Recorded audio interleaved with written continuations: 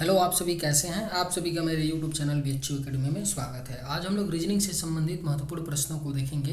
ये सारे प्रश्न होने वाले आगामी एग्जामों के लिए बेहद ही महत्वपूर्ण होने वाले हैं। तो चलिए आइए एक एक करके शुरू करते हैं। नीचे दी गई श्रृंखला श्रेणी में प्रश्नवाचक चिन्ह के स्थान पर कौन सी संख्या आएगी। सीरीज का प्रश्न दिया गया है 92, 85, 114, 107, 136 क्वेश्चन मार्क। देखिए, जब भी कोई सीरीज का आपको प्रश्न मिले तो आपको दो बातों का विशेष ध्यान देना चाहिए। पहली बात कि वह सीरीज असेंडिंग आर्डर में है या डिसेंडिंग आर्डर में है, या क्या है, असेंडिंग आर्डर में या डिसेंडिंग आर्डर में। और दूसरी चीज़ आपको ये देखना है क्या ऐसा तो नहीं है कि सीरीज कॉम्प्लेक्स है।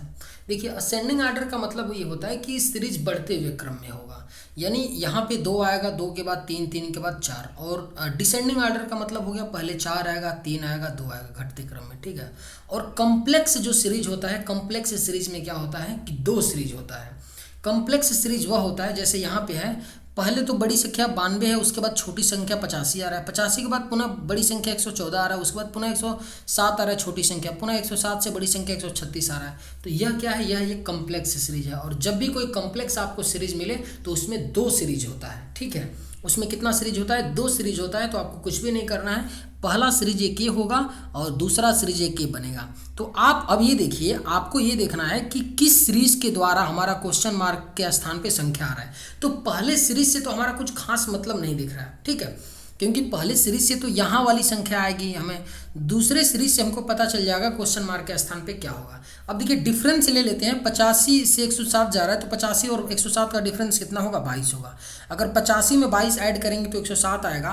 तो पुनः मैं क्या कर दूं, 22 ऐड कर दूं 107 में, तो कितना आ जाएगा, 129 आ जाएगा।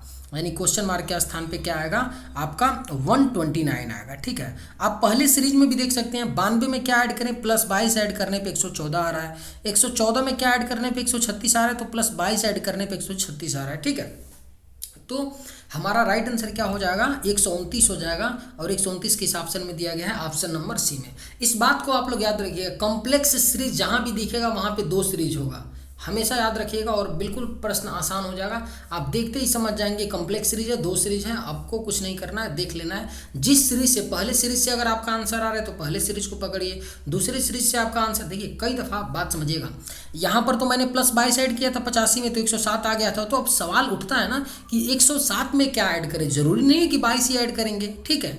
तो ये कैसे पता चल जाता है, जब आप पहले सीरीज को सॉल्व करते हैं तो यहाँ देखिए प्लस 22 हो रहा है, प्लस 22 हो रहा है, तब क्लियरिटी हो जाती है कि हमें 107 में भी 22 ही ऐड करना था, ठीक है। उम्मीद करते हैं कि आप लोग समझ पाए होंगे। चलिए अगले प्रश्न पे चलते हैं। नीचे दिए गए विकल्पों में से संबंधित संख्या को चुनिए। दिया गया है 213, 62, 77 से जिस तरह संबंधित है उसी तरह बताना है। 412, 38 क्वेश्चन मार्क के स्थान पर क्या आएगा हमें बताना है। देखिए, जब भी ऐसा प्रश्न आता है तो अप्रोच क्या होता है, जो भी 2 पेयर की संख्याएं दी गई होती हैं, जैसे यहाँ की बात करें तो 213, 62 और 77 कैसे संबंधित हैं, जिस तरह ये संबंधित हैं उसी तरह हम लोग क्या करेंगे, जो लॉजिक, जो संबंध इनके बीच बन रहा होगा वही लॉजिक, वही संबंध हम लोग 412 और 38 क्वेश्चन मार्क में लगा करके हम अपना आंसर लाएंगे, ठीक है। अब देखिए, एक बहुत बड़ी संख्या से 21,362 से 77 बन रहा है, ठीक है। तो हम लोग क्या करते हैं, देखिए वाइस वर्सा कंडीशन बन सकता है, या तो हम लोग 213 21,362 से 77 ला दें, या 77 से हम लोग क्या करें तो 21,362 ला दें। लेकिन जनरली क्या होता है, ध्यान दीजिएगा, जनरली जो छोटी संख्या होती है ना उसी से बड़ी संख्या आती है, जनरली होता है ऐसा। तो 77 देखिए बहुत बड़ी, बहुत छोटी संख्या और हमको बहुत बड़ी संख्या लाना है, तो क्या करना पड़ेगा, या तो स्क्वायर, क्यूब, या तो पावर 4 या तो पावर 5 करना पड़ेगा। लेकिन अगर आप स्क्वायर भी करते हैं तो क्या आ जाएगा, यूनिट डिजिट 9 आ जाएगा, और पुनः इसका क्यूब करते हैं तो यूनिट डिजिट 3 आ जाएगा, और पुनः एक बार और इसका मल्टीप्लाई करते हैं तो 1 आ जाएगा। यानी यूनिट डिजिट आपको पुनः एक बार और मल्टीप्लाई करते हैं तो यूनिट डिजिट आपको 2 मिल ही नहीं रहा। यानी इतना तो क्लियर है कि 77 में हम कितनी भी बार इसका स्क्वायर कर ले, क्यूब कर ले, 4 कर ले, हमको 21,362 नहीं मिलने वाला है। इतना तो क्लियर हो गया। अब हम लोग क्या कर दें कि बड़ी संख्या से, यानी 21,362 से 77 लाने का प्रयास करते हैं। देखिए, बहुत बड़ी संख्या से छोटी संख्या लाना है तो हम लोग कुछ ना करें, 21,362 के डिजिट का सम कर दें, 2 + 1 + 3 + 6 + 2, इसका सम कितना हो जाएगा आपका, 3 2 5 6 6 12 18 हो जाएगा। माफ़ी चाहते हैं, 2 1 3 3 6 6 6 12 14 हो जाएगा, ठीक है। यहाँ इसका मैंने सम किया तो 14 आ गया, ठीक है। उसी तरह 77 का हम लोग सम कर देते हैं। तो 77 के जब सम करेंगे तो कितना आ जाएगा आपका 7 प्लस 7 कितना आ जाएगा आपका 14 आ जाएगा। कितना बनेगा? तो 14 बनेगा। तो 14 हम लोग यहाँ पे लिख लेते हैं। ओके, तो आप देख पा रहे होंगे कि 14 14 यानी सेम सेम संख्याएं बन रही हैं। तो सेम हम लोग क्या कर लेंगे अपना 412 38 के डिजिट का सम कर लेते हैं। तो डिजिट का सम डायरेक्ट करिए, 4 1 5 2 7 3 10 18 18 आ रहा है ना डिजिट का सम 18। तो यहाँ पर भी सम जो भी रहेगी उसकी संख्या का सम 18 आना चाहिए। तो हम देख लेते हैं किस संख्या का सम 18 आ रहा है। ऑप्शन ए के संख्या का सम 18 आ रहा है, बिल्कुल आ रहा है। तो यहाँ 99 आंसर हो जाएगा। और किसी ऑप्शन के डिजिट का सम करिए, 88 का करेंगे तो 16 आ जाएगा, 66 का करेंगे तो 12 आएगा डिजिट सम, 55 का करेंगे तो 10 आएगा। यानी हमारा ऑप्शन ए राइट आंसर हो जाएगा। जिस तरह 14 14 से संबंधित है उसी तरह 18 18 यानी 99 क्वेश्चन मार्क के स्थान पे आ जाएगा। उम्मीद करते हैं कि आप लोग समझ पाए होंगे। चलिए अगले प्रश्न पे चलते हैं। नीचे दिए गए आकृति से कितने समकोण त्रिभुज बनाए जा सकते हैं? बेहद ही खूबसूरत सवाल दिया गया है। एक आकृति दी गई है और उस आकृति में पूछा जा रहा है कि कितने समकोण त्रिभुज बनाए जा सकते हैं, यानी कितने समकोण त्रिभुज हैं उनको हमको काउंटिंग करना है। एक्चुअल में कुछ भी नहीं है, फिगर काउंटिंग का प्रश्न है और कुछ नहीं है। ठीक है, बस इतना ही बोल दिए कि समकोण बताना है, क्योंकि जनरली ऐसा नहीं पूछा जाता है कि आपका समकोण त्रिभुज कितने हैं, समबाहु त्रिभुज कितने हैं। पूछा जाता है कि त्रिभुज कितने हैं, ऐसा पूछा जाता है। तो सिंपल सा प्रश्न है, देख लेते हैं। समकोण त्रिभुज के बारे में आप सभी को पता होगा कि समकोण त्रिभुज वो त्रिभुज होता है जिसमें क्या होता है, दो भुजाओं के बीच का जो एंगल होता है 90 डिग्री का होता है। यही तो होता है ना। अब देखिए, अगर यहाँ पे देखते हैं तो यहाँ पे तो दो समकोण हमको दिख रहे हैं ना, एक इधर दिख जाएगा और एक इस साइड दिख जाएगा। तो दो तो है, यहाँ मिल गया हमको, दो सेम इधर मिल गया 4, ठीक है। और एक ए वाला मिल गया 4, एक ए मिल गया आपका 5, और इसी तरह इसके अपोजिट में एक मिल गया 6, और एक यहाँ मिल गया यहाँ पे 7, और एक यहाँ मिल गया 8। यानी टोटल इसमें कितने हैं? तो आपको आपके 8 समकोण त्रिभुज इस आकृति में है। तो करेक्ट आंसर क्या हो जाएगा? ऑप्शन नंबर बी हो जाएगा। उम्मीद करते हैं कि आप लोग समझ पाए होंगे। चलिए अगले प्रश्न पे चलते हैं। एक विशेष कोड भाषा में WRAP को 23 18 116 के रूप में लिखा जाता है, तो टेक्स्ट शब्द उस भाषा में कैसे लिखा जाएगा? बेहद ही खूबसूरत सवाल है। मैं हमेशा बोलता हूं कि जब भी किसी अल्फ़ाबेट के पेयर को किसी संख्या से कोड किया गया हो तो वहां पे कुछ भी नहीं होता है, प्लेस वैल्यू का गेम होता है।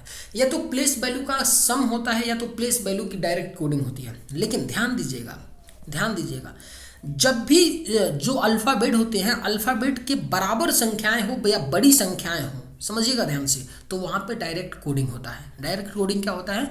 तो व्रैप के जो प्लेस वैल्यू है ना उनको डायरेक्ट लिख दिया गया होगा। देख लेते हैं, WRAP, ठीक है। W का प्लेस वैल्यू कितना होता है? 23 होता है। R का कितना होता है? 18 होता है।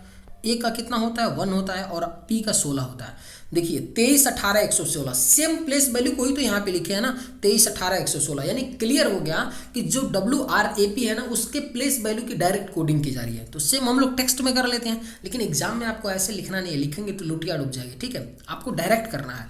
टेक्स्ट का लिख लेते हैं। T का कितना होता है प्लेस वैल्यू? 20 होता है। E का कितना होता है? 5 होता है। X का कितना होता है? 24 होता है। T का कितना होता है? 20 होता है।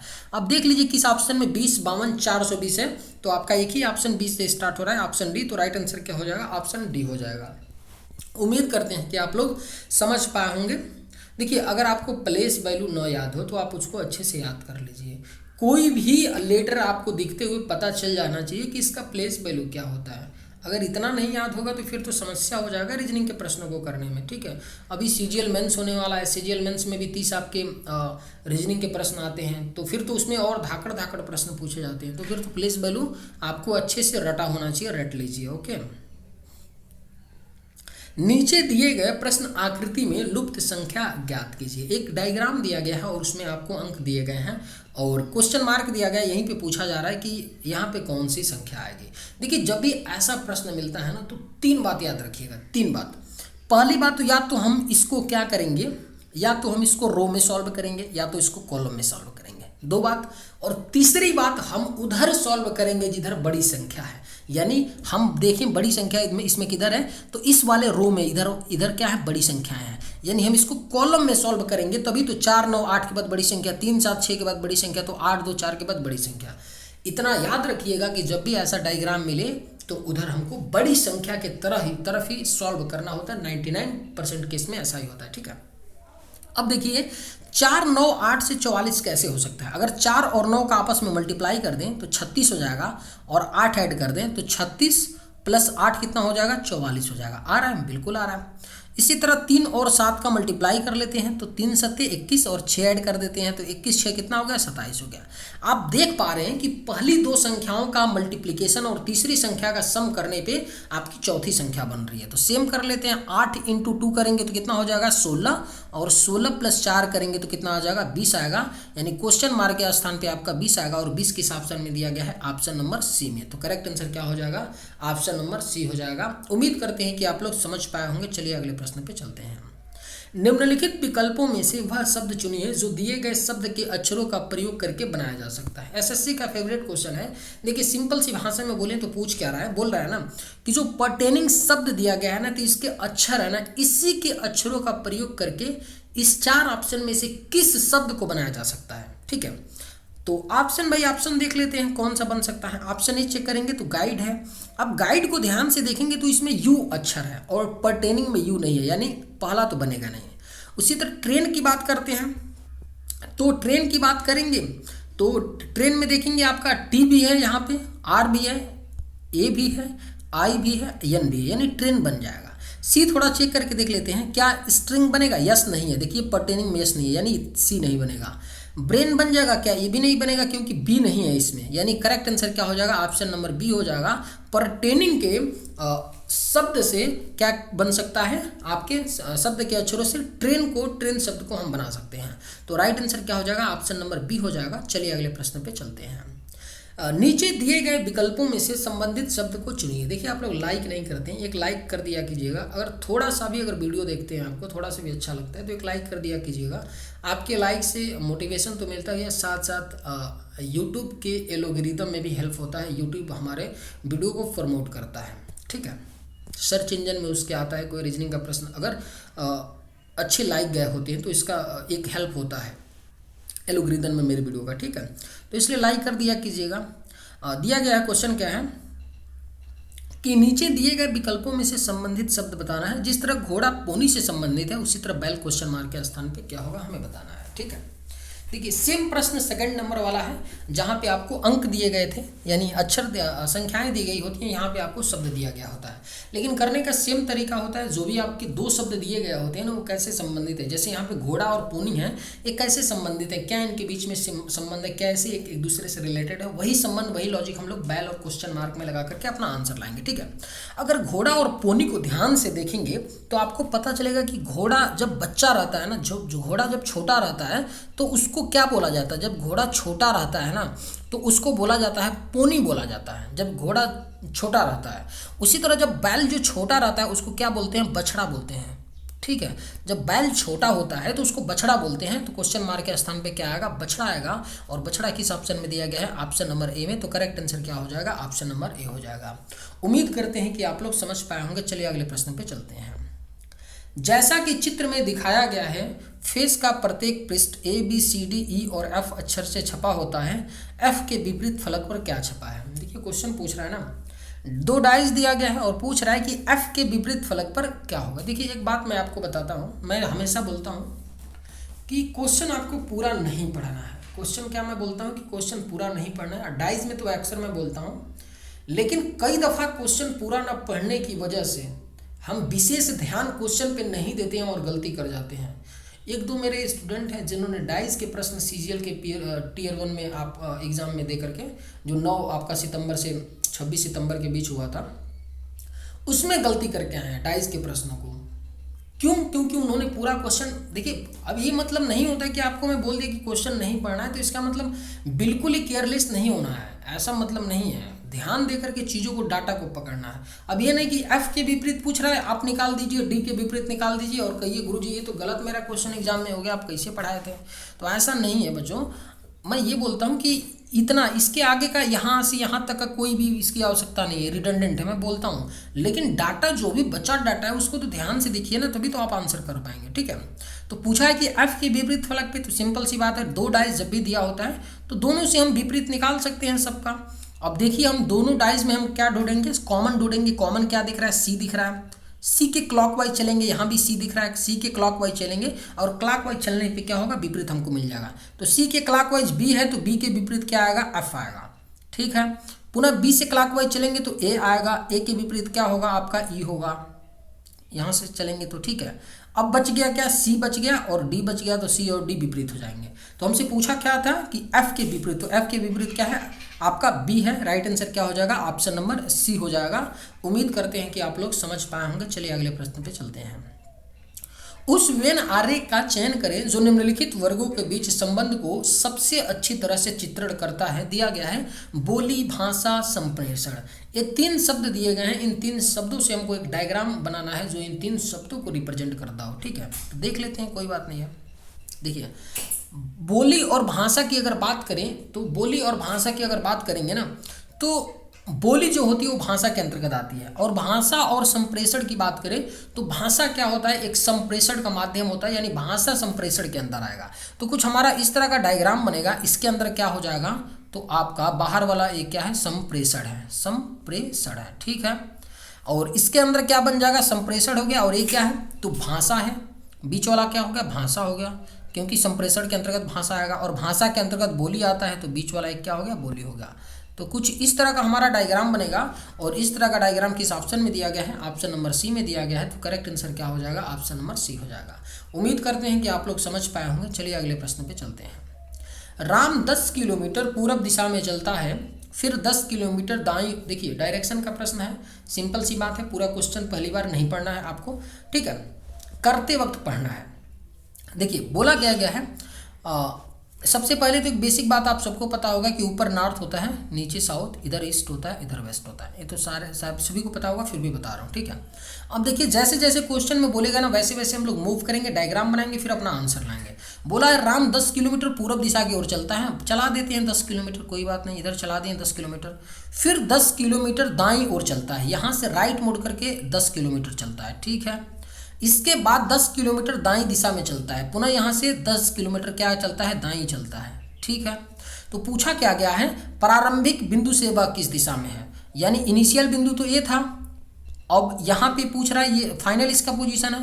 तो प्रारंभिक बिंदु से वह किस दिशा में है, तो ये इसी दिशा में तो है ना। ये कौन सा दिशा है आपका, यहाँ पे कौन सा दिशा है, ये आपका ये हो जाएगा पश्चिम दिशा में है, क्योंकि माफी चाहते हैं दक्षिण दिशा में है कि नहीं, क्योंकि यहाँ इनिशियल पोजीशन था। तो ये नीचे कहाँ आएगा, नीचे कहाँ आएगा, तो दक्षिण दिशा में आएगा, क्योंकि यही तो पूछा ना, प्रारंभिक बिंदु से वह किस दिशा में है, तो प्रारंभिक बिंदु से वह आपका दक्षिण दिशा में है। तो करेक्ट आंसर क्या हो जाएगा, ऑप्शन नंबर सी हो जाएगा। उम्मीद करते हैं कि आप लोग समझ पाए होंगे। चलिए अगले प्रश्न पे चलते हैं। किसी दिए गए चित्र की छवि पद्धति को पूरा करने के लिए सही विकल्प का चयन करें। सिंपल सा प्रश्न पूछा जा रहा है, लेकिन पूछती है एसएससी, इसलिए इसको रखा गया है। पूछ रहा है ना कि 4 ऑप्शनों में से किस आकृति को यहाँ पे क्वेश्चन मार्क के स्थान पे रखा जाएगा कि जो पूरी आकृति है वो संपूर्ण हो जाएगी, पूर्ण हो जाएगी। ठीक है, तो इसको ऑप्शन से कर लीजिए। सिंपल सी बात है, ऑप्शन ए तो नहीं रख सकते हैं, क्योंकि ऑप्शन ए में देखिए इस तरह के कुछ लाइन है। बी भी नहीं हो सकता है, क्योंकि बी में नीचे एक लाइन छोड़ दिया गया है, क्योंकि सब जगह क्रॉस किया जा रहा है। ठीक है, सी देखिए, सी हो जाएगा, सी एकदम एग्जैक्ट, आप किसी भी को किसी से भी मैच करेंगे तो सी बिल्कुल उनके जैसा है। डी भी नहीं होगा, क्योंकि डी में ऐसे क्रॉस नीचे कर दिए हैं। ठीक है, तो करेक्ट आंसर क्या हो जाएगा, ऑप्शन नंबर सी हो जाएगा। उम्मीद करते हैं कि आप लोग समझ पाए होंगे। चलिए अगले प्रश्न पे चलते हैं।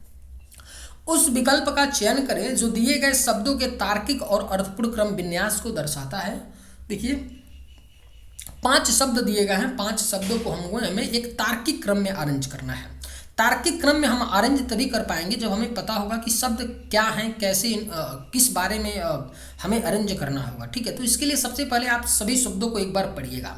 जैसे यहाँ दिया कुत्ता, भैंस, खरगोश, छिपकली, शेर। अब 5 शब्दों को पढ़ें तो आपको एक चीज़ तो क्लियर हो गया। पता है क्या कि कुछ इसमें से जो जानवर हैं छोटे हैं, कुछ बड़े हैं। तो या तो हम ऐसे कर सकते हैं, पहले बड़े जानवर, उसके बाद उससे छोटा, उसके बाद उससे छोटा, या सबसे छोटा तब बड़ा, ऐसे अरेंज कर लें। तो देख लेते हैं, पहले सबसे छोटा अरेंज करते हैं। सबसे छोटा अरेंज क्या होगा, छिपकली 4 नंबर। छिपकली से थोड़ा बड़ा कौन होता है, कुत्ता होता है 1 नंबर। ठीक है, होता है ना। उसके बाद क्या होता है, माफ़ी चाहते हैं, कुत्ता नहीं होगा ना, क्योंकि 1 नंबर नहीं होगा, क्योंकि कुत्ता से भी छोटा तो खरगोश होता है ना, 3 नंबर होता है कि नहीं, बिल्कुल होता है। उसके बाद कुत्ता आएगा 1 नंबर। अब बच गया आपका भैंस और शेर। भैंस और शेर में कौन होता है, तो 5 नंबर। शेर क्या होता है, छोटा होता है। इसके बाद 2 नंबर, यानी हमारा बनेगा 431 किस ऑप्शन में दिया गया है, ऑप्शन नंबर सी में, यानी कुछ हमारा ऑप्शन सी का क्रम होगा 43152, यानी पहले छिपकली, उसके बाद खरगोश, फिर कुत्ता, तब शेर, तब भैंस। उम्मीद करते हैं कि आप लोग समझ पाए होंगे। चलिए अगले प्रश्न पे चलते हैं। ए बी का भाई है, सी बी की बहन है, डी सी का पिता है, बी का डी से क्या संबंध है। ब्लड रिलेशन का प्रश्न है, और ब्लड रिलेशन का प्रश्न कोई भी एग्जाम हो, अगर रीजनिंग का प्रश्न पूछा जाता है तो ये प्रश्न आपका बनता ही है, बिल्कुल बनता है, इसमें कोई दो राय नहीं है।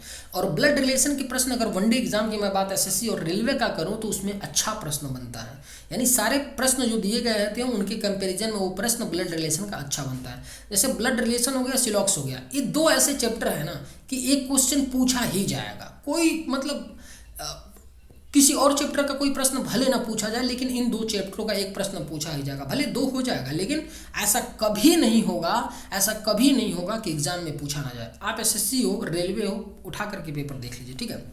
करने का तरीका हमारा क्या होगा, सिंपली जैसा जैसा डायग्राम में बोला गया है, क्वेश्चन में बोला गया, वैसे वैसे हम एक ट्री फ्रेम करेंगे, ठीक है, जनरेशन ट्री बनाएंगे, और उसी ट्री के आधार पर हम लोग क्या करेंगे, अपना आंसर देंगे, ठीक है। देखिए बोला है कि ए बी का भाई है, ए क्या है, तो बी का भाई है, ठीक है। तो ये भाई है बी का, तो प्लस, लेकिन बी का जेंडर क्लियर नहीं है, तो जिसका जेंडर क्लियर नहीं होता है उसके ऊपर प्लस माइनस। प्लस का मतलब होता है लड़का, और भाई बहन के बीच में या भाई भाई के बीच में एक लाइन ड्रॉ करते हैं, ठीक है। बोला गया है सी क्या है, बी की बहन है, तो जो सी है ना वो बी की बहन है, यानी सी क्या है, लड़की है, बी की बहन है, ठीक है। अब आगे क्या बोला गया है, अब बोला गया है कि डी क्या है, सी का पिता है, डी क्या है, तो सी का पिता है। अब जाहिर सी बात है पिता है तो ये प्लस होगा, ठीक है। और पिता और पुत्र के बीच में भी केवल एक लाइन होता है, यहाँ जनरेशन गैप होता है, यानी इसको ऊपर रखते हैं पिता को, सी का पिता है तो इसको ऊपर रखेंगे, ठीक है। अब पूछा क्या था हमसे, बी का डी से क्या संबंध है, पूछ रहा है कि बी जो है ना डी की क्या लगेगी। सिंपल सी बात है कि डी की लड़की सी है, और बी ए क्या है, सी के भाई बहने हैं, सिंपल सी बात है। तो ये क्या हो गया, डी के सारे पुत्र ही तो है ना, तो अब बी के पूछ रहा है कि बी क्या लगेगा, तो बी के बारे में तो हमको क्लियर नहीं कि लड़का है कि लड़की है, तो हम बोलेंगे बी जो है डी का लड़का होगा, यानी बेटा होगा या बेटी होगा, यही तो होगा ना। तो हमारा करेक्ट आंसर क्या हो जाएगा, ऑप्शन नंबर सी हो जाएगा। बी क्या है, डी की बेटा अथवा बेटी कुछ भी हो सकती है, हम क्लियर नहीं है। उम्मीद करते हैं कि आप लोग समझ पाए होंगे। चलिए अगले प्रश्न पे चलते हैं। कथन दिया गया है सभी गुड़िया उपहार हैं, सभी उपहार खिलौने हैं। सिलॉक्स का प्रश्न है, और सिलॉक्स का प्रश्न भी हर एग्जाम में पूछा जाता है, एक प्रश्न तो बनता है, आप इनकार नहीं कर सकते हैं, ठीक है। करने का तरीका क्या होगा, कथन जो दिया गया है, कथन से हम एक डायग्राम फ्रेम करेंगे, और उसी डायग्राम के बेसिस पे हम देखेंगे कि कौन सा निष्कर्ष हमारा सही हो सकता है, ठीक है। तो देख लेते हैं, बनाते हैं कथन से। बोला गया सभी गुड़िया क्या है, उपहार है, सभी गुड़िया, डी से डॉल मतलब गुड़िया, सभी गुड़िया उपहार हैं।